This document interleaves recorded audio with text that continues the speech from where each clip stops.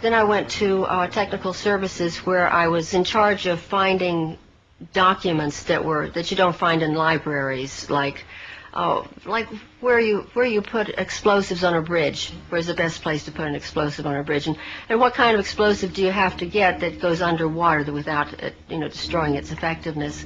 Also, I had to find, one time they wanted me to find out if there was such a thing as a poison that was undetectable, especially one that seemed to mimic a heart attack, that would kill someone, but it would appear that they had a heart attack. I did find such a thing.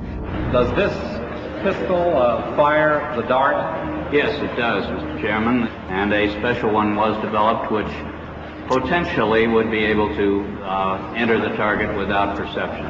The poison was frozen into some sort of dart, and then it was shot at very high speed into the person, so when it reached the person, it would melt inside them, and the only thing would be like one little tiny red dot on their body, which was hard to detect. There wouldn't be a needle left or anything like that in the person. But also the toxin itself would not appear in the autopsy? Yes, so that there was no way of perceiving that the target was him. I think the first time that I seriously questioned anything that was more than I just couldn't take it anymore was when I came across this document. It was eyes only, and it was to my boss, but he only had one hand and a hook in the other hand, so I always opened all of his mail and his packages and so forth.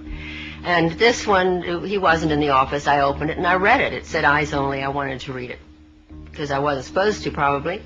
And it was a report about a mission where they had blown up a bridge in Asia somewhere, and they had killed a number of women and children who were on their way to market that morning. It was reported as though they were really proud, mission accomplished. That one bothered me a lot. When my boss came in, I gave him his mail and I mentioned this, and I said, "This is wrong.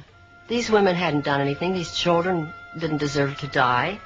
Why did we do that?" And he said, that's the fortunes of war. And I said, "But we're not at war. We're certainly not at war in that country. Why did we do that? I don't understand it." And he said, "Well, you're very young. When you get older, you'll understand those things."